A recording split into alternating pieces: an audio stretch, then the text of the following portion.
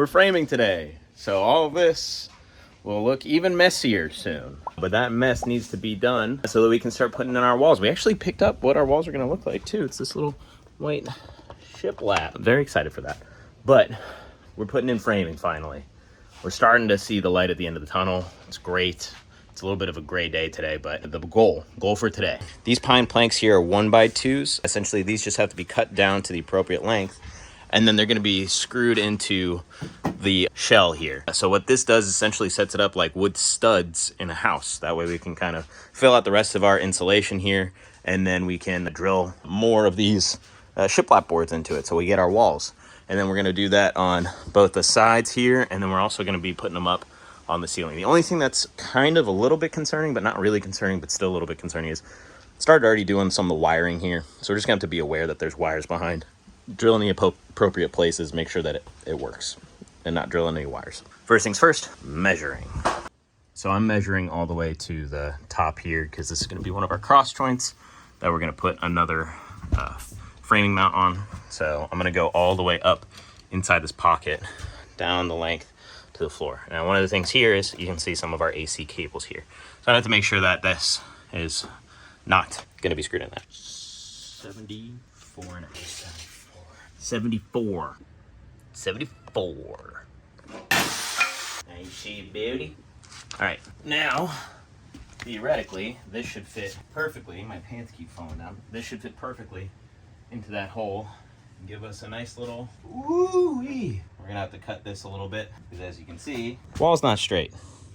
That's what it'd be at if we had a straight wall, but we want this extra space. So I'm gonna have to cut this into little sections and do it separately. Yep, cool. Never mind, we reconvened. We're changing up our framing plan. So we were gonna go from in this pocket down, cut that already. We're actually gonna go from this point here down. We're gonna do that a bunch, so we'll go all the way through. That'll be our main framing for the walls. We're still gonna stick with going across here.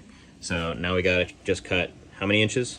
59. 59 inches a lot of times and start screwing them into the side here. So cue the montage. So plan is, see these little holes down here at the base? These are actually gonna be our marking points for our studs. So we're gonna have this board here be the start of our framing.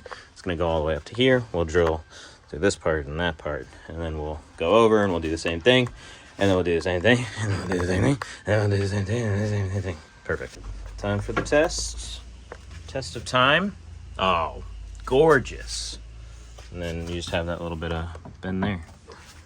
Yeah, I fell. That was probably such a bad angle. All right, cool. So our next part here is we're gonna be drilling this in down there, in here, and then up there. And you can see there's a little bit of a gap here.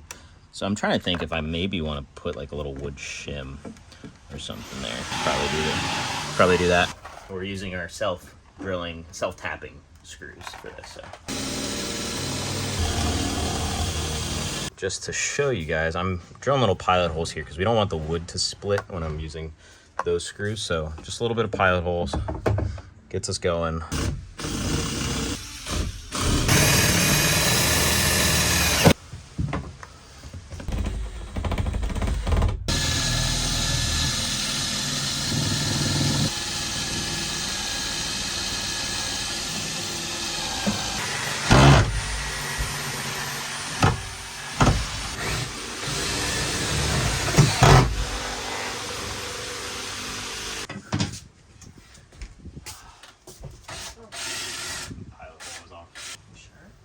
As you can see, we have most of our framing in on this wall.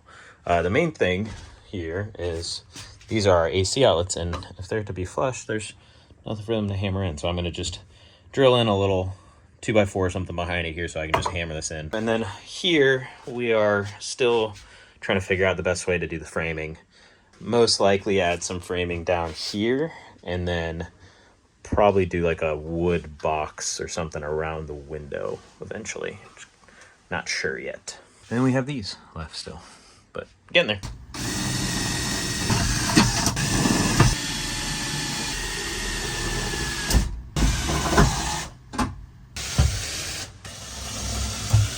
got all the easy ones in, but see, there's a little bit of gap there. I think it'll be okay. This one's a little more. Maybe we'll put some adhesive in there, squirt it in, and then use something to pull them up a little bit more. All right, got all of the top ones in, aside from this area and this area, which I know are gonna be a little bit more fun because we used 1x2s here, but you also have to take into account this gap to make sure it runs level all the way down. I gotta do a little bit of research. We'll have to use some construction adhesive.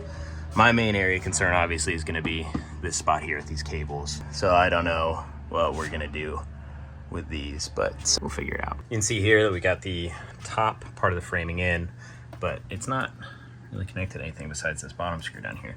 So I'm gonna use this little L bracket, just kind of put it up here, and then I'll use a hammer to kind of tap that out. So got a little joining piece there. Do that for all these here. All right, got all the top side done for the framing, which is nice. So like I said, this little screw down here is holding it in this place, and then we have this L bracket. I kind of used giant wrench and pliers to kind of put it into an angle that works. And it's doing its job. I mean, this is pretty sturdy. Only thing is, you know, if you look down the line, some of them are going to be a little bowed. So I think with that, we'll just put maybe like a little shim or something in between like open spaces as we're going through. Just kind of sure it up a little bit. That way it just looks straight all the way across. But yeah, that gets pretty much almost all of the framing done. The last pieces we have for the ceiling are going to be this one that I'll glue tonight, and over there, and then we have 2x4s that are supposed to go in these spaces here, so you can kind of have the walls come up and then angle into the ceiling. So just a little bit more left. I just put some construction adhesive on the last little joist part that we're gonna glue up there, and I have my car jack and a 2x4 that I'm gonna use to apply pressure up on there. So we get that done now and show you guys the aftermath. Well, there we go. So you can see here, car jack's pressing up in the center. There's a little, very small gap, but that's similar to what we see over on these ones. So if that needs to be changed or adjusted or anything, we can come back in and do that. So let that sit for a while and then go do the same thing on the back end over there. Well, this one worked out pretty well. Seems pretty sturdy. And so we're doing the same thing over on this side. You can see this one's gonna have a little bit of gaps here. So I gotta figure out if I wanna put little wood shims in this distance to kind of settle that. Same idea here, using those 2x4s to put pressure up on the roof. Did some construction adhesive, so just gonna let this sit for a while now.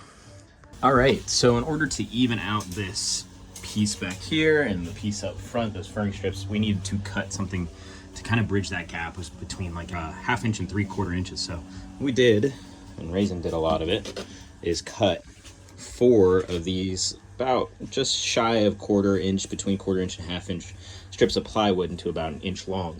What we're gonna do is we're going to put them just like so and drill them in, and that'll help close that gap there. It doesn't go all the way down, but that's okay. I think it'll be just fine. All right, this side is done and that side is done. So you can see, kind of have the same distance now between these two. Kind of keep that even across the way.